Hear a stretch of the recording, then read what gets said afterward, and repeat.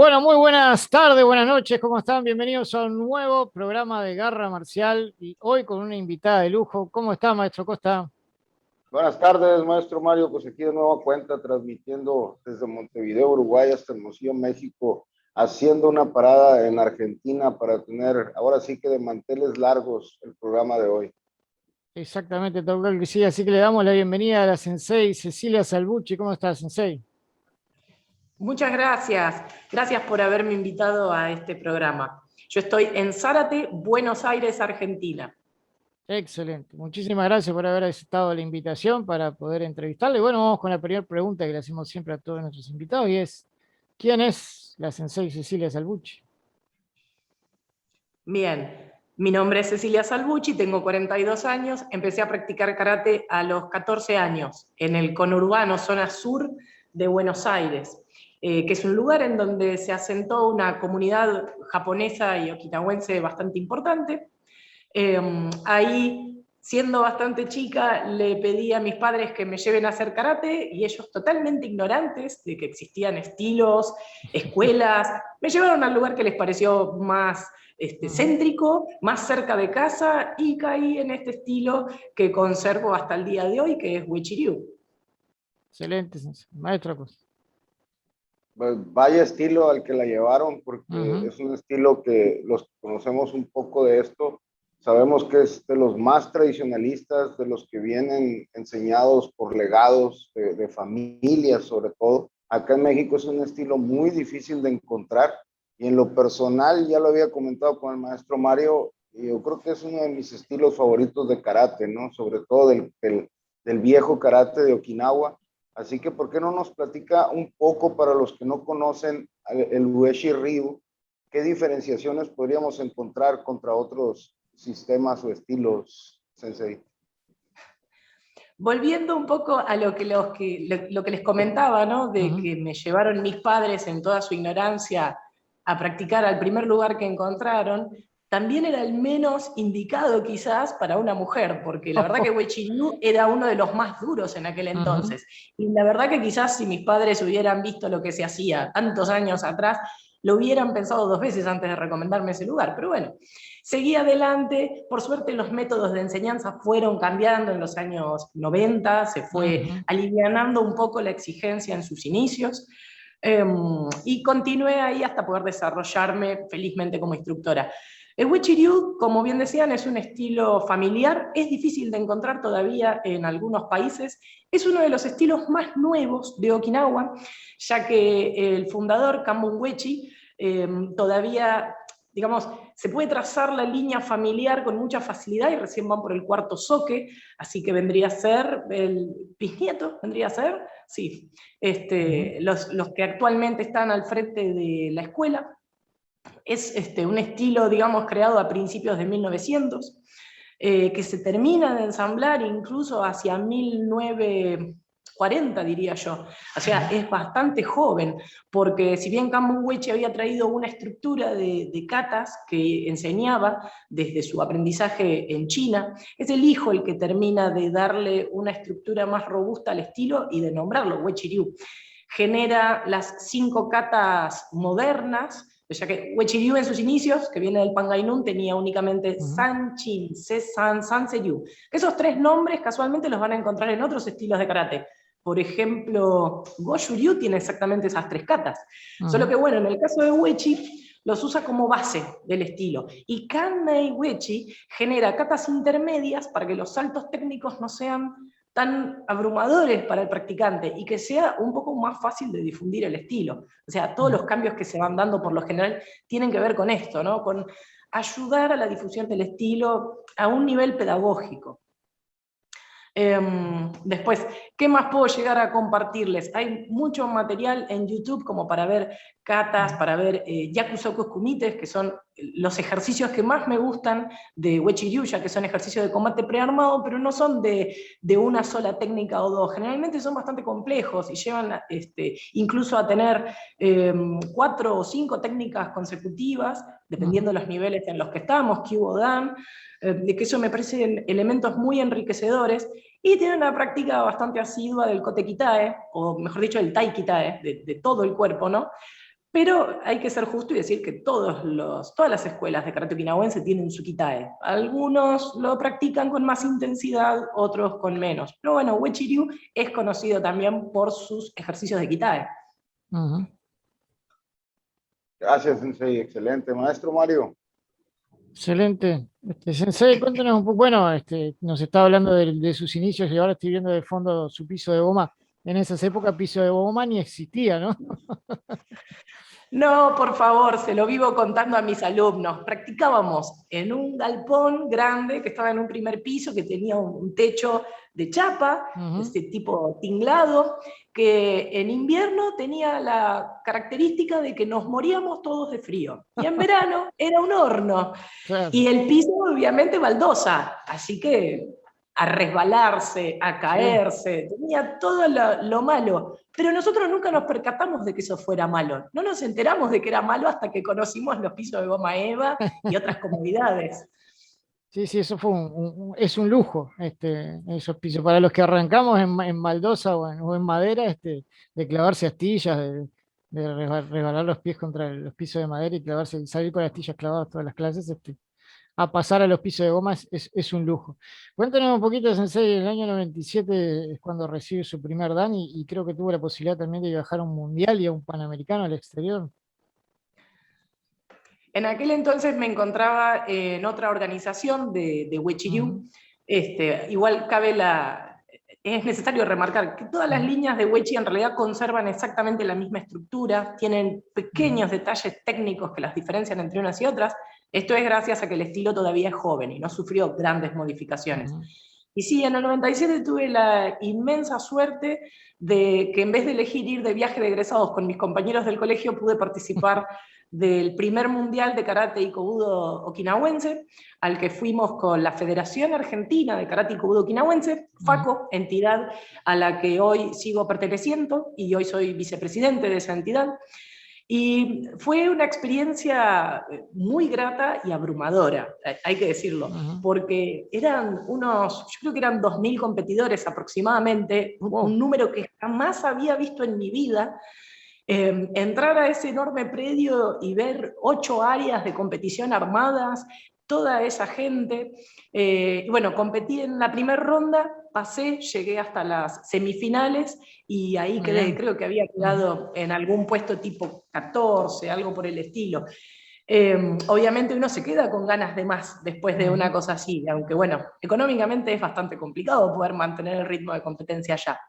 Pero fue una experiencia genial. Además, nos quedamos un mes en Okinawa y eso me permitió participar de muchas clases en donde estaba mi sensei, Shinjo Kyohide. En aquel entonces tenían dojo en cadena, así que muchas cosas las pude ver de primera mano y además pasear por Okinawa y conocer, empezar a ver cómo son las costumbres de ellos y maravillarme, la verdad, de todas las cosas que vi.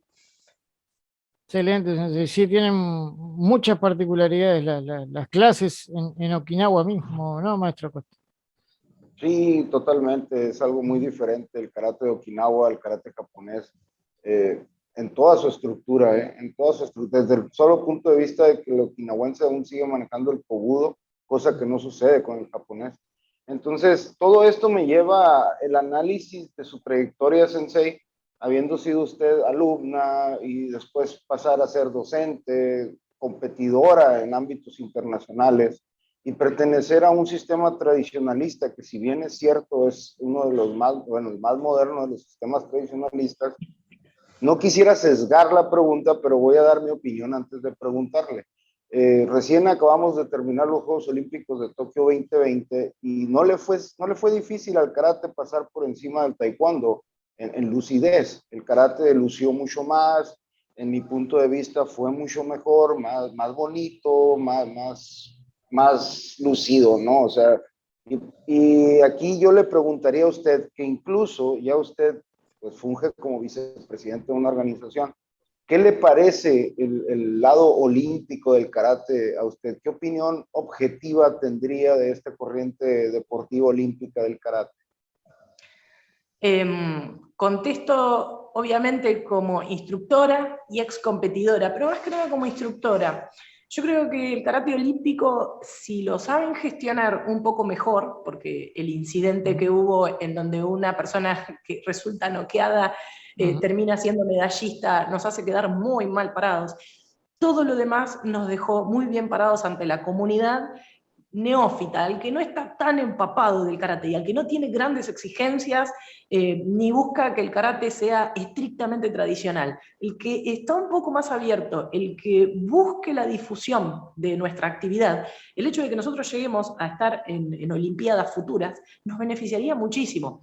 A mí me gustaría verlo, pero también me gustaría que se desarrolle un poco mejor, porque la verdad que lo que fue Kumite no me gustó, y lo que es kata viene muy bien encaminado, pero también se puede mejorar. Pero la verdad que muy bien encaminado, y mis respetos a los atletas que participaron, porque el nivel que demostraron era altísimo.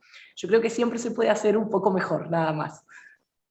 Gracias, Sensei. De hecho, yo le comentaba al maestro Mario que a mí me parece todavía más duro el kumite de los campeonatos mundiales. Me pareció ciertamente light el kumite que vi en Tokio 2020, y en los campeonatos del mundo se ven unos combates que da miedo de verdad de ver los combates de karate. ¿No es así, maestro Mario?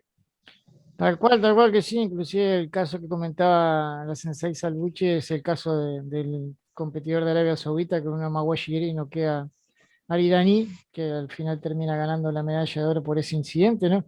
Que lo analizamos, ¿no? Y decíamos que bajó el nivel, entró bajo con el Suki, y esa patada iba al cuerpo, capaz, y bajó demasiado el nivel y se comió la patada en la cabeza sin querer, ¿no? Porque era claro, claro ganador el competidor de Arabia Saudita. Creo que iba 3-1 la diferencia más o menos, creo que iba ahí, ya faltaba poquito, creo, si no me equivoco, y lamentablemente ocurrió ese suceso. Pero bueno, ¿qué le pareció la parte de kata? Creo que fue lo más resaltable, ¿no, Sensei?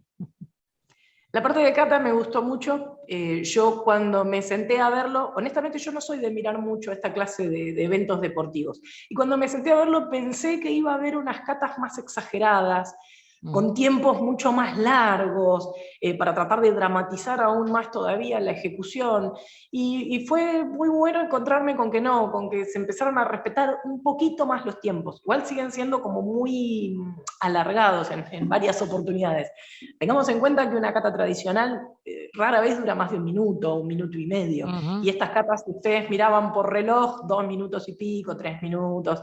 Yo entiendo la parte de la necesidad de dramatizar, pero creo que hacen mucho hincapié en eso porque carecen de otras formas, otros métodos para añadir un poquito más de realismo a lo que están haciendo, añadir un poco más de esto de Sanjin, de esa concentración, de este foco. Por eso digo que hubo competidores que me encantaron, pero que todavía pueden hacer las cosas aún un poco mejor. Incluso había gente bastante joven, o sea, muy respetable, que a tan corta edad logren desarrollar semejante nivel de kata.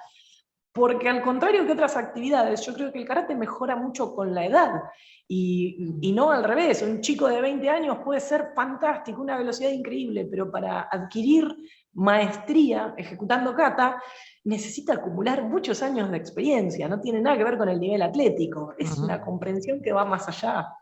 Tal cual que sí.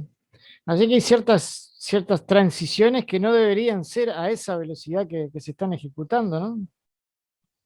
Y yo creo que no, que abusan un poco del recurso de hacer más largas esas partes. Incluso perjudicándose un poquito, porque, por ejemplo, hay transiciones, cuando hay giros, ellos podrían tratar de demostrar la destreza en un giro mucho más veloz, o sea, mantener un equilibrio dinámico mientras hago un giro veloz. Eso la verdad que para un juez eleva puntos. Si yo veo un giro ejecutado con un eje perfectamente ubicado, una velocidad realista, un buen acople de la técnica que venga después, yo le voy a subir puntos.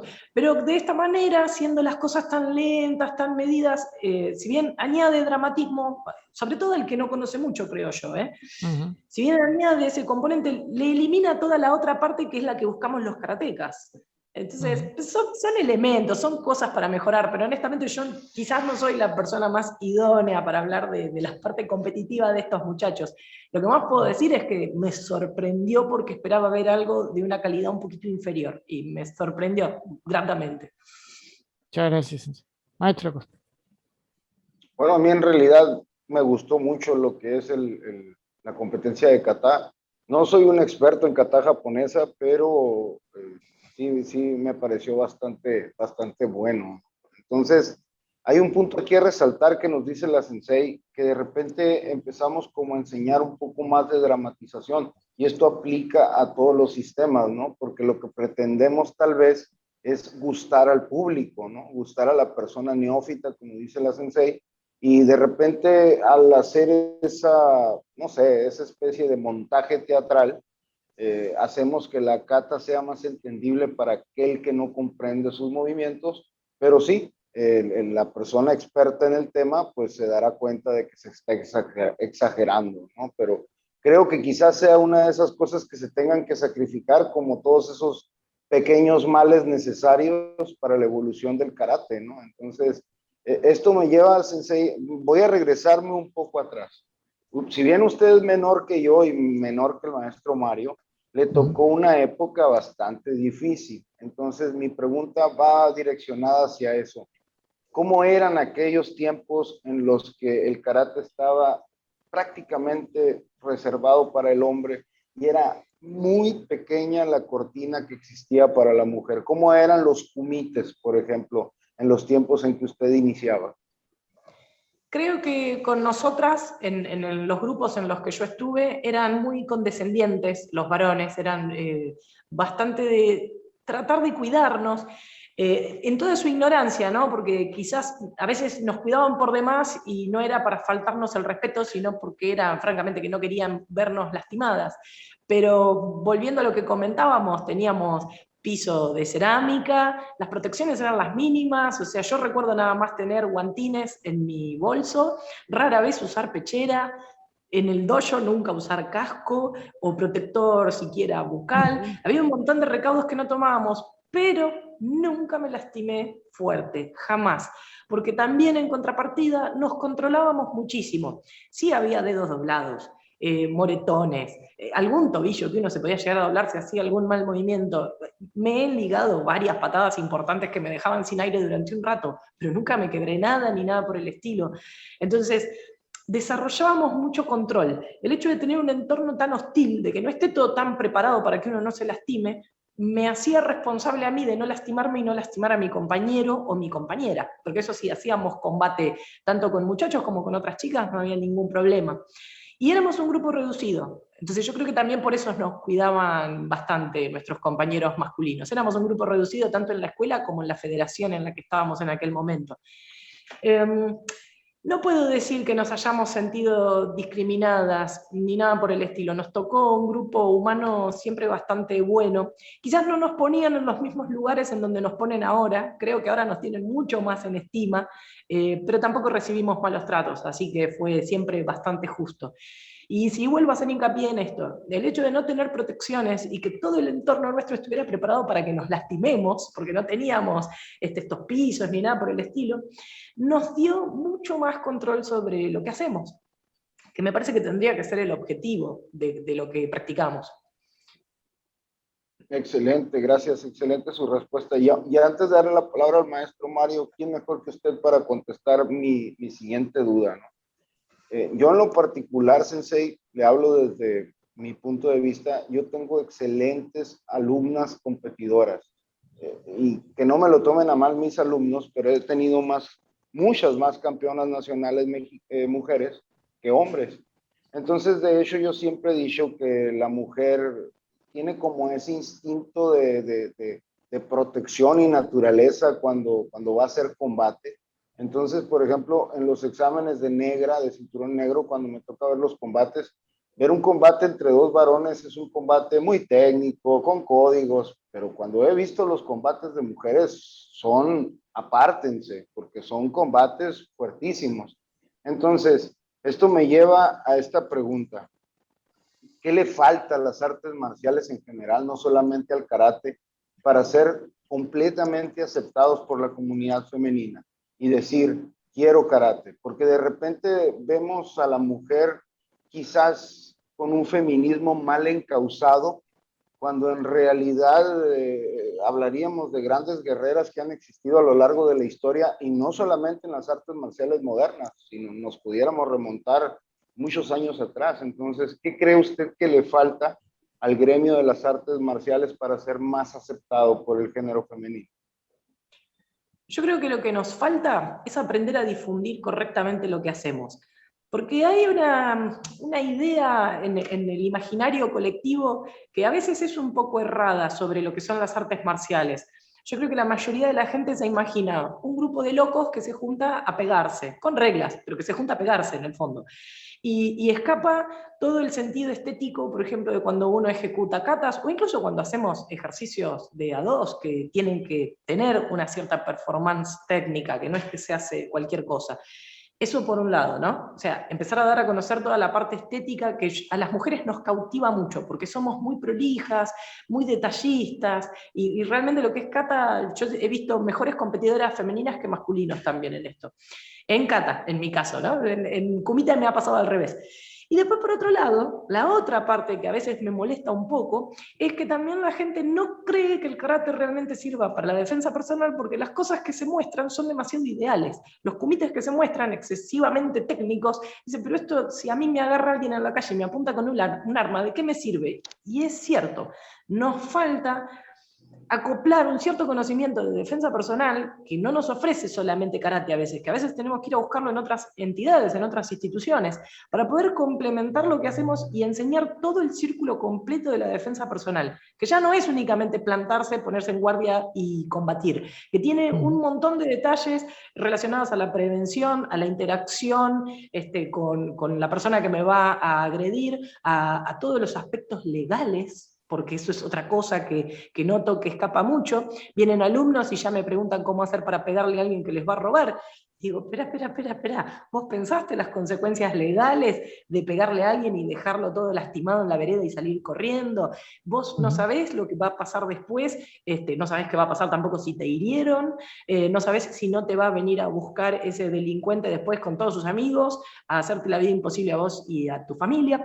Entonces yo veo que sobre lo que es defensa personal también hay todo un cúmulo de cosas que nosotros no nos hemos encargado de difundir de manera responsable. Entonces, cuando el público femenino busca defensa personal, no considera ni karate, ni taekwondo, ni ninguna de las otras artes marciales, porque hemos sido bastante irresponsables al no difundir esta parte correctamente. Entonces, vuelvo atrás, es un poco nuestra misión difundir correctamente todos los aspectos con seriedad, desarrollarlos bien a la comunidad para que vuelvan a considerar nuestra actividad en el lugar que se lo merece. Excelente respuesta. Mejor no lo pudo haber dicho, Sensei. La verdad, creo que en resumen sería empezar a trabajar un poco más en el bunkai y darnos cuenta que en la raíz de nuestro arte marcial se encuentran grandes cosas para la defensa personal. Adelante, maestro Mario. Bueno, vamos a compartir algunas imágenes, unos videitos de imágenes del Sensei Salvucci dando unas clases y algunos videitos técnicos, y después continuamos con la entrevista.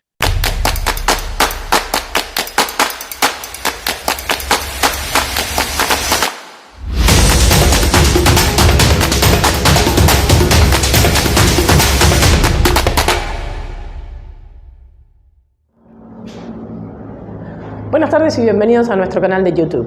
En esta oportunidad vamos a aprender Kanshiba.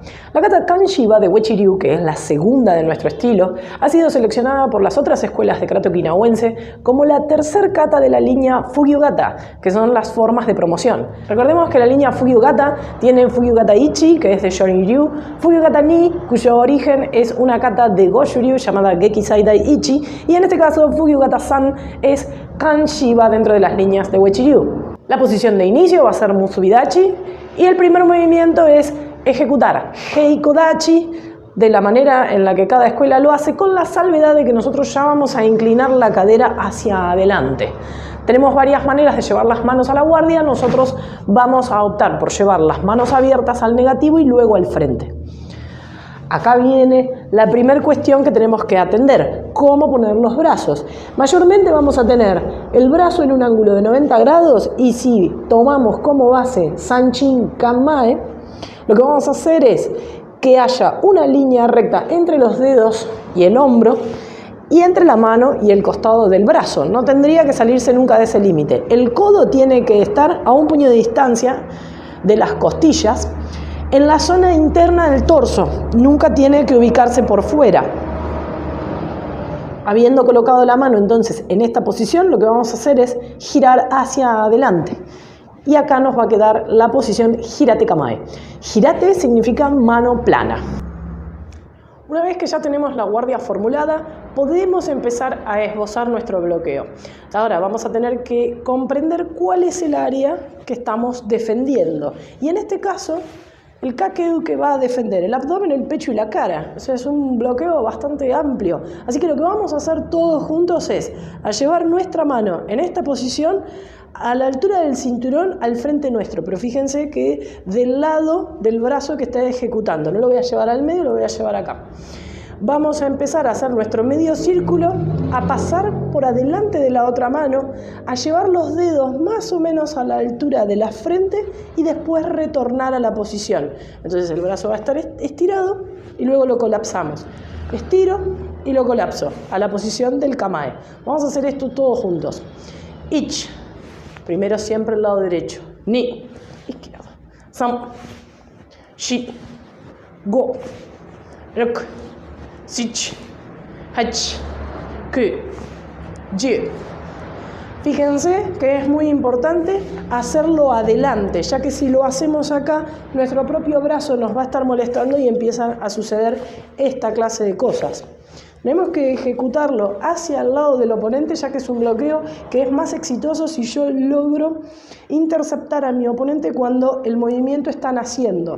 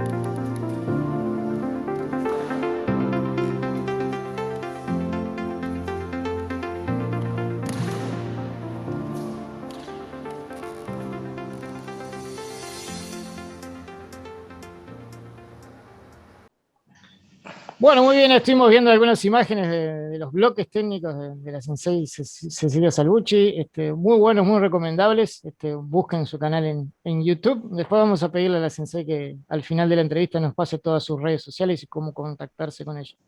Año 2012 comienza la práctica de Kubo. Cuéntanos un poquito sobre eso, Sensei Salvucci. Bien, en el 2012 tuve la inmensa fortuna de que el sensei Héctor Maroli me admitió en su escuela. Ellos hacen Kobudo Taiya Ryu, Seishinkan, el nombre de la organización. Y bueno, es una escuela de Kobudo que está muy vinculada al tipo de karate que hacen ellos. Ellos hacen Shorin.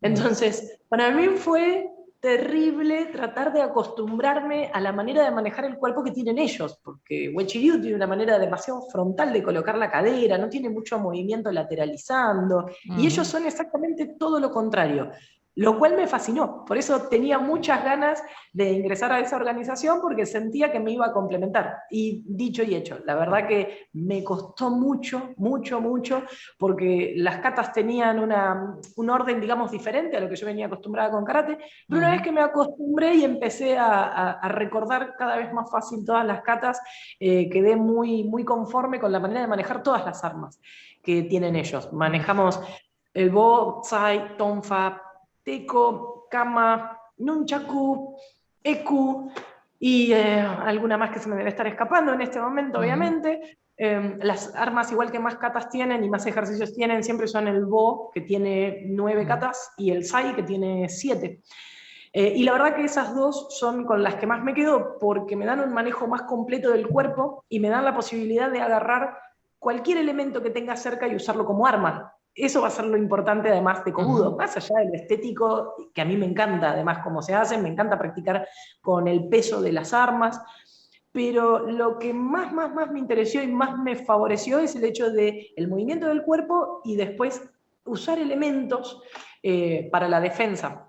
O sea, la verdad, muy interesante por ese lado.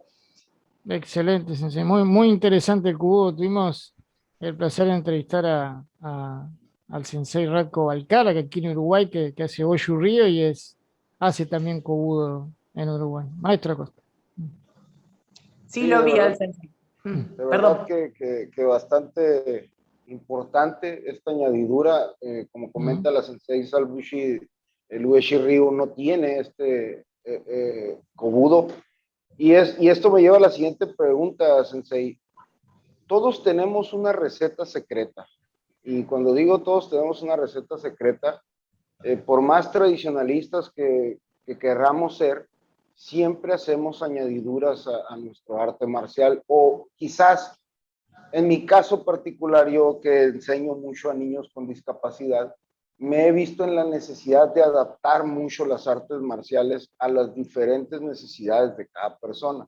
Entonces, en esta adaptabilidad, no es igual, no es el mismo el karate que se practica en la Argentina del 2021 que el karate que se practicaba en la Argentina de los 90. Entonces, en base a esto, Sensei, ¿cuál es la sal y la pimienta? ¿Qué ha tenido que hacer la Sensei Salbushi para que el Uechi-Ryu se diferencie? ¿O qué mejoras le ha hecho además del Kobudo y de practicar Shorin-Ryu? Una cosa que me favoreció técnicamente fue practicar Aikido, pero eso es más con el reservorio personal.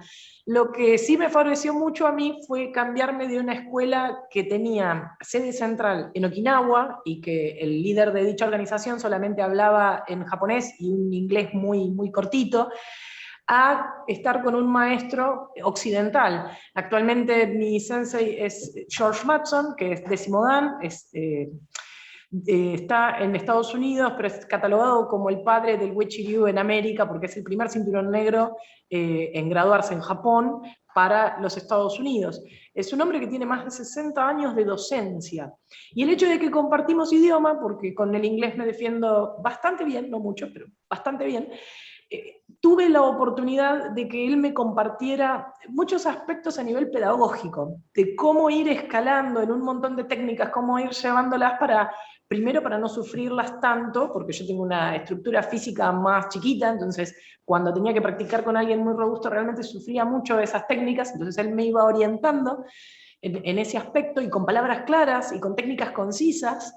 Y después, una cosa muy interesante del Sensei George es que él también tiene una estructura física delgada y su maestro, que era Yuko Tomoyose, no solamente era bastante delgadito, sino que además era de corta estatura, como todo japonés. Entonces, las técnicas, la manera en que las ejecutaban ellos, están hechas para personas con una contextura física más similar a la mía, que en la otra escuela, en donde primaban los hombres grandes, robustos, fuertes, que no les importaba ir al choque, privilegio que yo no me podía dar. Entonces, eso a mí me hizo un cambio gigantesco, además de que me ayudó a ser cada vez mejor docente también, porque me dio los fundamentos que yo necesitaba. En los 90 yo repetía lo que me hacían ejecutar, nada más. Y uno consultaba y la respuesta generalmente iba a ser, así se hace en Okinawa o cosas por el estilo. No había grandes explicaciones.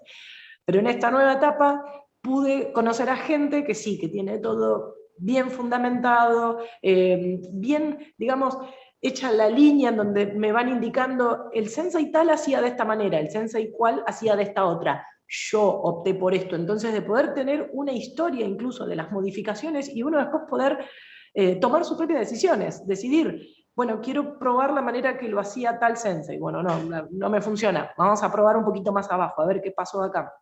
Eso me nutrió muchísimo desde lo intelectual, digamos, y que me permitió una bajada al aspecto físico más acorde conmigo.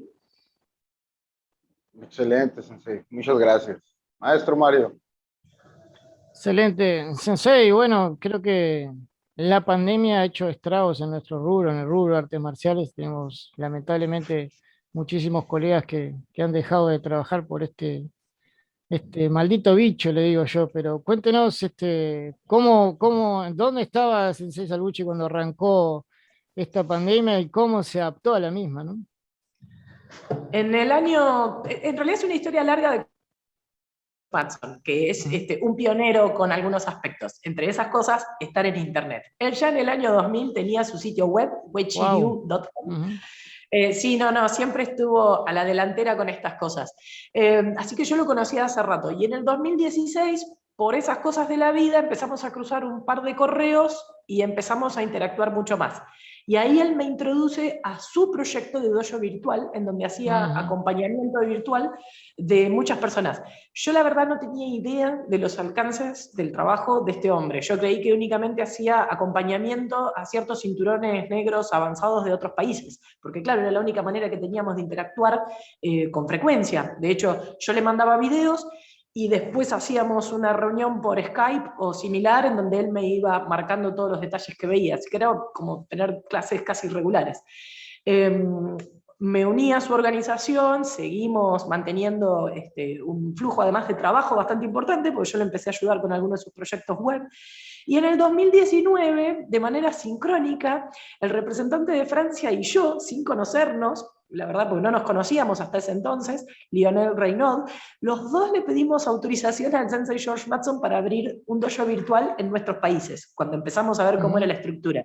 Ambos totalmente fascinados con su trabajo y queríamos probar qué resultados íbamos a tener. Nos dio autorización, nos puso en contacto, entre los tres empezamos a trabajar, cada uno con una impronta distinta al otro, porque son diferentes las experiencias como docentes, los públicos a los que apuntamos. Así que cuando me agarra el 2020 con la pandemia, nosotros ya teníamos en marcha el dojo virtual funcionando con 3, 4, 5 alumnos, creo que tenía en aquel entonces.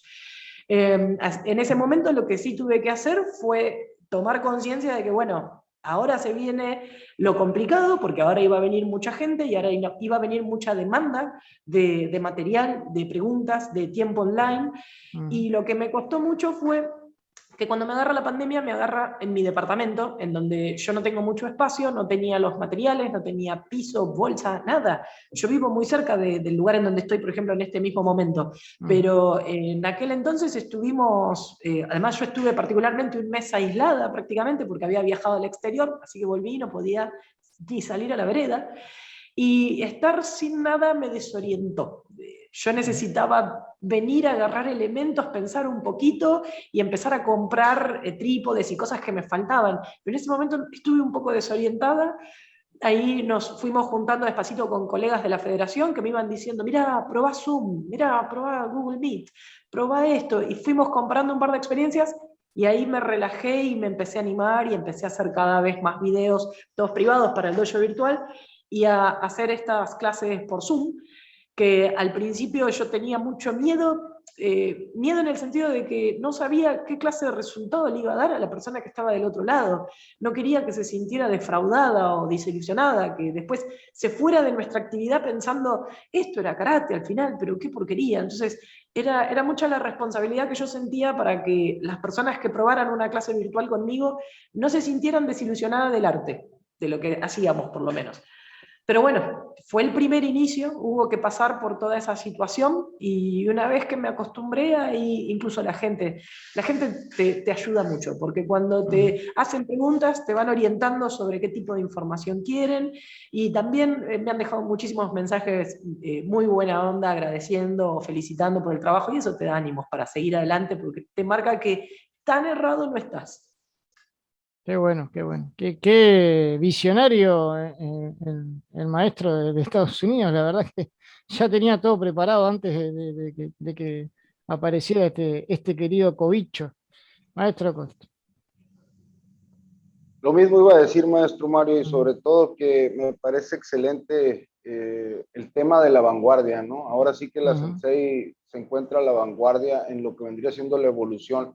No sin esto también debo decir que estoy de acuerdo totalmente con ella, porque yo también me encuentro en una situación muy similar a la de ella, y no por esto no vamos a respetar a todos aquellos que son un poco más puristas y que no creen Ujú. tanto en la enseñanza online. A mí sí me ha resultado, lo que veo es que a la Sensei también le ha resultado, y, y la tomo como ejemplo de vanguardia, de evolución del karate. Entonces esto, no puedo dejar pasar esta pregunta, porque vamos, estoy ansioso por saber qué nos responde la Sensei del tema. El karate social, Sensei, la importancia de la palabra del maestro, y que por muchos años el maestro ha sido un líder de opinión, una guía para los alumnos, y de repente entendemos que el peso de las palabras son muy fuertes de un maestro, y cuando comprendemos qué tan fuertes pueden ser el peso de las palabras, incluso a veces optamos por el silencio, ¿no?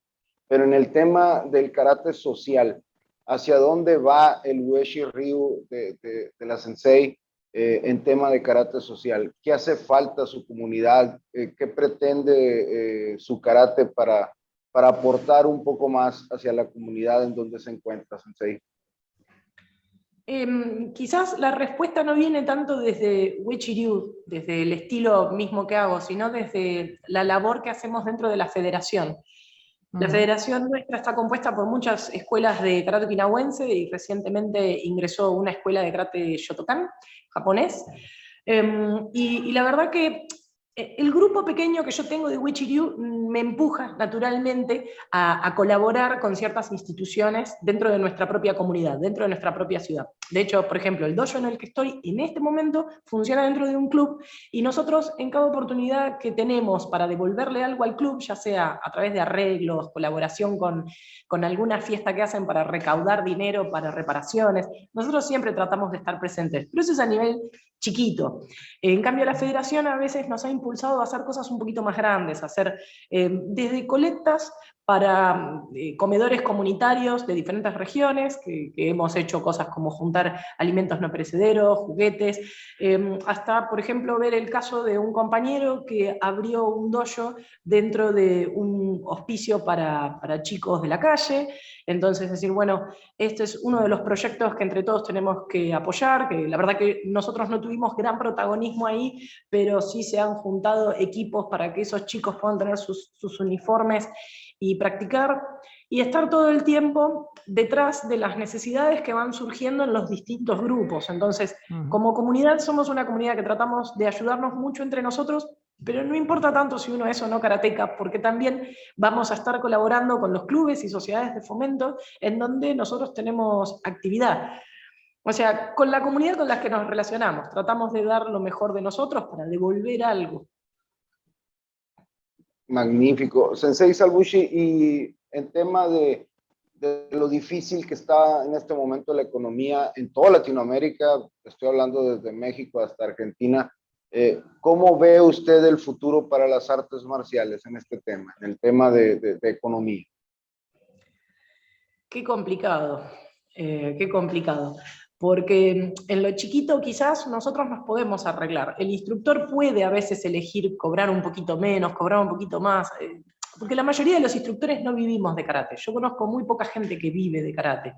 Pero en lo que sí nos va a entorpecer mucho, porque todavía no pudimos realizar nada, es cuando vayamos a hacer un torneo o un evento grande. Ahí no sé bien cómo lo vamos a enfrentar, porque intuyo que los alquileres de los predios se fueron muy arriba, los honorarios de los médicos también, y todo lo necesario para la organización de un evento. Vamos a tener que comprar más cantidad de protecciones, porque ahora con el tema del COVID vamos a tener protocolos en donde no vamos a poder compartir elementos como hacíamos antes. Y eso en lo nacional. Ahora, en lo internacional, nosotros viajamos mucho para capacitarnos. Tampoco sé lo que va a pasar. Yo trataba de viajar bastante seguido a Estados Unidos y ahora ya no es una de esas cosas que siquiera estoy contemplando porque es un dinero que no me puedo dar el lujo de gastar, al menos en este momento.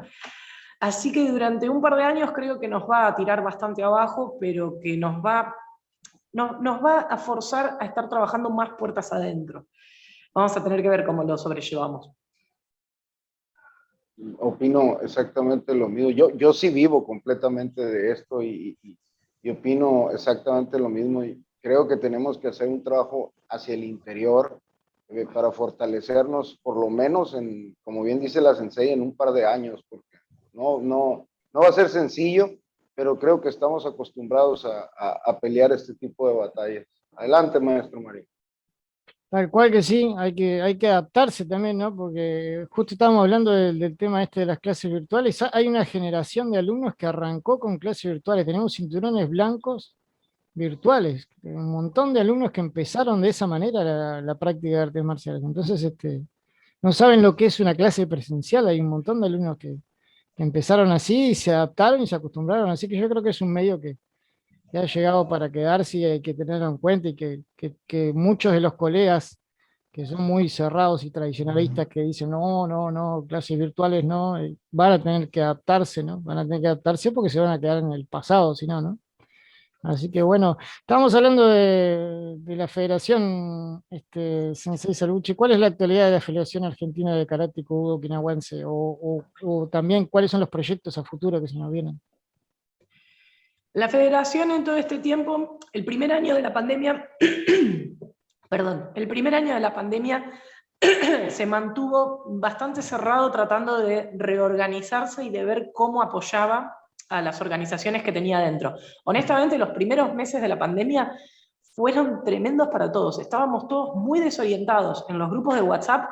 No sabíamos si reírnos de algunas cosas, llorar, si acoplarnos, no acoplarnos, si hacemos torneos virtuales o no hacemos torneos virtuales, si clases virtuales o no. Era todo el tiempo debatir, discutir y no entender. La verdad que hubo mucha confusión. Pero en donde nos empezamos a organizar, lo que empezamos a darnos cuenta era que en todo este tiempo lo único que podíamos hacer era capacitarnos. Eso no había restricciones. Así que lo que fuimos haciendo, algunos instructores con mucha más predominancia que otros, por las capacidades que ya tenían, empezamos a generar todas las capacitaciones para terminar en este año. En realidad arrancamos muchas el año pasado, solo que arrancamos, por ejemplo, una diplomatura en artes marciales y deportes de combate en el Instituto Universitario IMCA, que Faco fue organizador. Pasa que en particular fueron 1 o 2 profesores los que estuvieron detrás de ese proyecto específico, pero lo hicieron usando el escudo de Faco.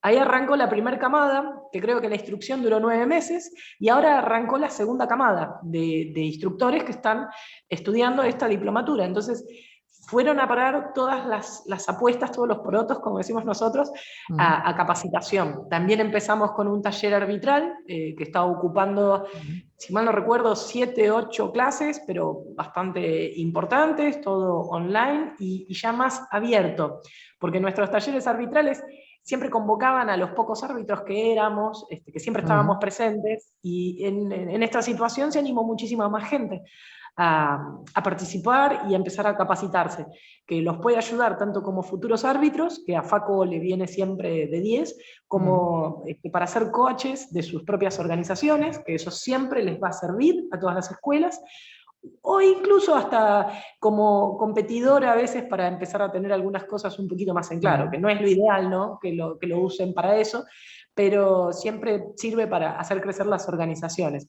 Así que nuestra prioridad fue capacitación y ahora está en debate ver qué se hace el año que viene en lo que tenga que ver con el torneo rankeable. Nosotros tenemos un torneo por año que consisten en 4 fechas en donde los competidores vienen, compiten en cada una de sus categorías, juntan puntos y eso compone el campeonato. A fin de año se suman los puntos y se ve quiénes salen campeones.